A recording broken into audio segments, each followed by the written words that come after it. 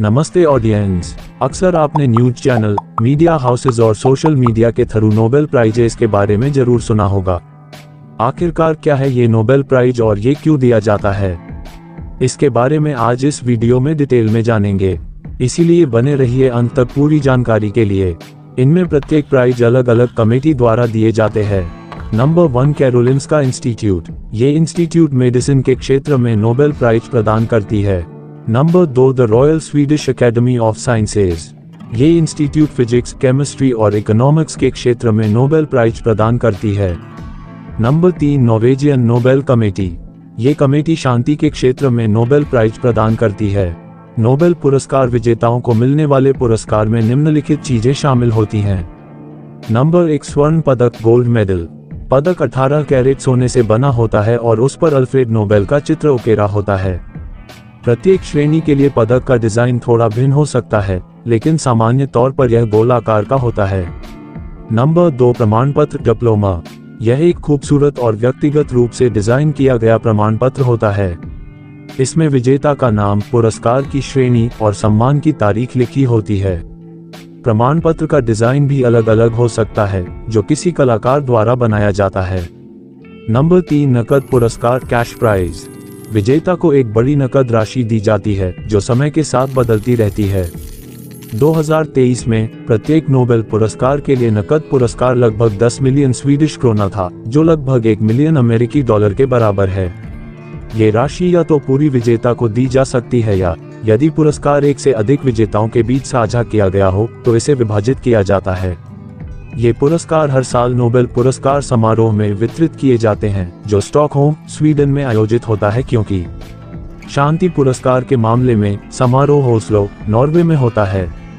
यहाँ तक हमने ये जान लिया है कि नोबेल प्राइज क्या है और कितने तरह का होता है। अब ये देखते हैं कि नोबेल प्राइज देने की शुरुआत कैसे और क्यों हुई। ये प्राइज स्वीडन के एक वैज्ञानिक अल्फ्रेड बर्नार्ड नोबेल की याद में दिया जाता है। अब ये अल्फ्रेड बर्नार्ड नोबेल कौन है, इनके बारे में थोड़ा जान लेते हैं।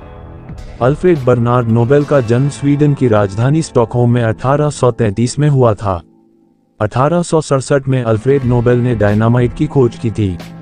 यूं तो अल्फ्रेड नोबेल ने अपने जीवन काल में 355 आविष्कार किए थे, लेकिन उन्होंने सबसे ज्यादा नाम और पैसा अपने 1867 में डायनामाइट के आविष्कार के दौरान कमाया था। 10 दिसंबर 1896 में इटली में नोबेल को दिल का दौरा पड़ने की वजह से उनका निधन हो गया। मृत्यु से पहले दिसंबर 1896 में अपनी संपत्ति का एक बड़ा हिस्सा उन्होंने एक ट्रस्ट के नाम सुरक्षित रख दिया। वह चाहते थे कि इस पैसे के ब्याज से हर साल उन लोगों को सम्मानित किया जाए जिनका कार्य मानव जाति के लिए सबसे कल्याणकारी पाया जाए। स्वीडिश बैंक में जमा उनकी संपत्ति की राशि के ब्याज से ही नोबेल फाउंडेशन द्वारा हर वर्ष भौतिक, रासायनिक, शांति, साहित्य, चिकित्सा विज्ञान और अर्थशास्त्र के क्षेत्र में सर्वोत्कृष्ट योगदान देने वाले लोगों को नोबेल प्राइज दिया जाता है। इस प्रकार से नोबेल प्राइज देने की शुरुआत हुई और यह हर साल प्रदान किया जाता है। यहाँ तक हमने नोबेल प्राइज और उसकी शुरुआत कैसे हुई ये जान लिया है। अब हम जानेंगे नोबेल फाउंडेशन के बारे में, किसका क्या कार्य है। इस फाउंडेशन का कार्य नोबेल पुरस्कारों को आर्थिक रूप से संचालन करना होता है। 29 जून सन 1900 को नोबेल फाउंडेशन की स्थापना हुई और 1901 से नोबेल पुरस्कार दिए जाने लगा।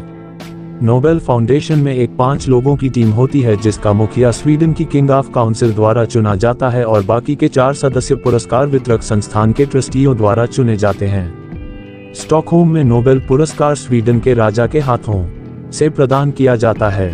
पुरस्कार के लिए बनी समिति हर साल अक्टूबर में नोबेल पुरस्कारों के विजेताओं की घोषणा कर देती है, लेकिन पुरस्कारों का वितरण अल्फ्रेड नोबेल की पुण्यतिथि 10 दिसंबर को किया जाता है। अब देखते हैं कि अर्थशास्त्र के क्षेत्र में नोबेल प्राइज की शुरुआत में अर्थशास्त्र के क्षेत्र में नोबेल पुरस्कार का प्रचलन नहीं था, लेकिन 1968 में स्वीडन के केंद्रीय बैंक में अपनी 300वीं वर्षगांठ के अवसर पर अल्फ्रेड नोबेल की याद में अर्थशास्त्र के क्षेत्र में इस पुरस्कार को देने की घोषणा की। तो ये थी नोबेल प्राइज से रिलेटेड महत्वपूर्ण जानकारी।